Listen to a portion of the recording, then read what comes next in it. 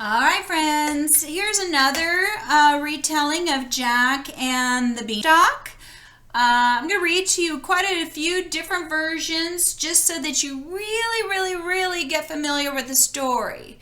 And we're going to be retelling it using our characters that we were coloring in yesterday. So we're going to read a couple ones. Tomorrow we'll have read enough Jack and the Beanstalk that I'm pretty sure you're going to know it pretty well, and we're going to be able to retell the story. All right, so again, retold and illustrated by John Howe. So every version you read will be just a little different. When you retell stories, sometimes you add some things, change some things, and that's why they're a little different. And I like it because I like it when they're a little bit different. So they're not just the same exact story, but the main part of the story is the same. So what we're doing, okay, so the characters are who is in the story. Okay, some fairy tales have characters that are more human. Some characters can be magical. Some characters can be like animals. And usually there's good and some evil characters. So what I really want you to do when you're listening and reading with me, I want you to think about who are the characters in the story. Okay, so here we go again. Jack and the Beanstalk. Retold and illustrated by John Howe. And I really like the pictures in this story. Once upon a time, there was a poor widow who lived with her son Jack in a small cottage. Jack was a lazy boy who did not like to work, so all they had to live on was the milk from their old cow. They sold the milk at the market and managed to eke out a meager living. One morning, the cow gave no milk, and the widow could see that she and Jack were in danger of starving. "Jack," she said, "there is nothing for it but to sell our cow and use whatever we get for her to help us survive." "Cheer up, mother," Jack replied. "I'll go to the market and sell our cow for a good price. Never fear, all will be well." And here they go, off to the market. So Jack set off for the market. On his way, he met an old man who offered to buy brightly colored beans for the cow. At first, Jack refused the small offer. "It's a good trade," said the old man, "for these beans are magic and will bring you a great fortune." "A fortune is just what I need," replied Jack, and he traded his cow then and there. Jack returned home and, whistling happily, went through the door of the small cottage. "Look, mother, look at the magic beans I have traded for our cow," Jack said. "Beans!" his mother cried. "Oh, Jack, there is no such thing as magic, you stupid boy. You have ruined us." And with that, she took the beans and threw out the window. Seeing how upset his mother was, Jack told her he was sorry he had such a poor bargain, and they both went to bed hungry that night. When Jack woke the next morning, he hopped from his bed and went to the window to breathe the fresh air. Imagine his surprise when he looked from his window and saw that the beans that his mother had thrown out the window had taken root and sprung up overnight into a huge beanstalk that rose up into the clouds. Now, Jack was an adventurous lad, and while not good at trading, he was very good at climbing. He decided right away that he would discover where the beanstalk went, so he ran from his house, took hold of the grapevine, and up into the sky he went. Look how high it is. That was super high.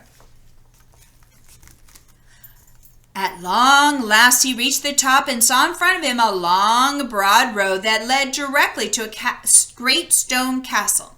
Curious, Jack walked to the castle, and there, at its portal, he met a very big woman with a very big porridge pot in her hand. Jack was hungry, and, seeing the porridge pot, asked, "Please, lady, could you give me some breakfast?" "You look like a good boy," said the woman, "and I would like some company. Come in, and I will give you some bread and milk. But you must be careful, my lad, for if my husband, the giant, comes home and sees you, he'll eat you up in a second. There is nothing he likes better to eat than human flesh." These words frightened Jack, but he was very hungry, so he entered the castle.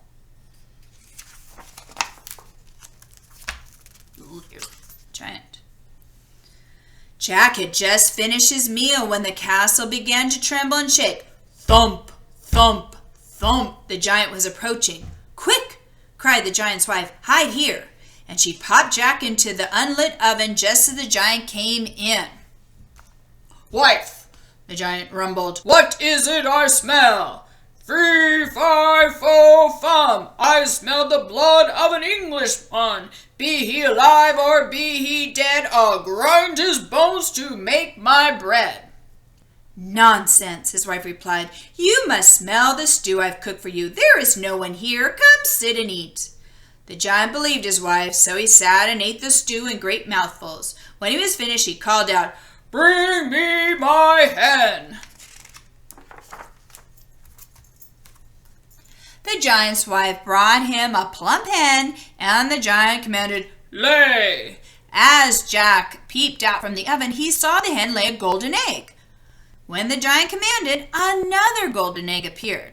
The giant amused himself with the hen for a long time, but eventually he became sleepy. His head rested on the table, and his snore shook the castle walls. When Jack saw that the giant was asleep, he crept from the oven, seized the hen, and ran out of the castle. He ran to the beanstalk and slithered down to safety. Look, mother, he cried as he showed her the hen. The beanstalk really was magical. Jack and his mother lived for many months on the riches and the hen provided, but then Jack felt a great longing to climb the beanstalk once again. So one great day, Jack climbed the mighty vine and presented himself to the giants at the giant's castle. Go away, said the giant's wife. Aren't you the boy who came here before? My eyes are not what they once were, but I think I recognize you. My husband was furious at the loss of his hen, you know. Well, ma'am, if you let me in and feed me, I can tell you something about all that, said Jack. The giant's wife was curious about what Jack might say, so she let him in and gave him some bread and cheese. Jack had scarcely tasted a mouthful of his food when, thump, thump, thump, they heard the giant's footsteps. As quick as a wink, Jack once again hid in the oven. In came the giant, and for the second time he bellowed, Fee, fi, fo, fum, I smell the blood of an Englishman. Be he alive or be he dead, I'll grind his bones to make my bread. Hush now, dear, said the giant's wife. I believe what you smell are the 3 cows I've roasted as a snack for you. Come, sit and eat. The giant did as he was bid, and after he had eaten every bit of every cow, he said, Bring me my gold. His wife brought him 3 bags of gold and emptied one out on the table. As Jack watched, the giant counted his gold pieces until his eyes shut, and, snoring mightily, he fell into a deep sleep. Stealthily as a cat, Jack crept from the oven, seized a bag of gold, and staggered to the beanstalk. He dropped through the clouds like a stone through water, and he was soon home. Look, mother, look, he said as he showed the gold to the astonished woman. The beanstalk has helped us once again. For the next 3 years, Jack and his mother lived on the gold that he had taken from the giant's castle. At the end of that time, coins were almost gone, and Jack was anxious to visit the giant's castle once more. After he climbed the beanstalk, Jack wondered if the giant's wife would let him into the castle for a 3rd time. Not wishing to press his luck, he hid outside the castle door until the woman came outside to hang out her wash.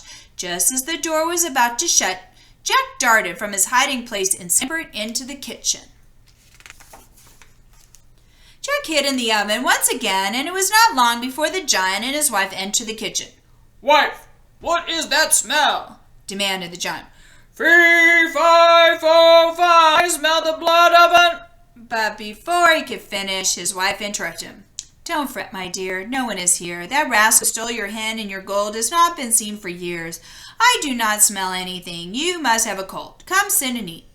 The giant grumbled, but he did as he was bid. After he had eaten his fill, he ordered his wife to bring him his harp. Jack crept from the oven and saw a truly beautiful harp on the table in front of the giant. Imagine Jack's astonishment when the giant commanded, Play! And the harp began to play and sing exquisite music without anyone touching it. This beautiful music entranced the giant, quickly lulling him to sleep. As soon as he thought it was safe, Jack slipped from the oven, seized the harp, and began to run toward the beanstalk. But the harp sang out loudly, "Help me, master! I am being stolen away!" The giant, hearing the harp's cry of distress, shook his groggy head, and then, seeing Jack, gave a great roar and jumped from the table. "Come back, you villain!" the giant thundered as he chased after Jack. "It was you who stole my hen and my gold. You will not steal my harp. I'll eat you up." Catching the harp to him, Jack reached Beanstalk and slid down quickly. He could hear the giant climbing slowly down after him. "Quick, mother, bring me an axe," Jack called, as he saw the giant's foot break through the clouds. There was no time to spare. The giant was coming closer and closer. Jack took the axe and chopped and chopped. The beanstalk finally came crashing to the ground, bringing the giant with it. He was killed where he fell. All ended well. The hen continued to lay golden eggs, and the harp sang lovely songs for Jack and his mother. Jack grew up to be a gallant gentleman. He married a beautiful princess, never again thought about the magic beanstalk, and they all lived happily ever after. All right, so what I asked you to do was think about the characters in the story.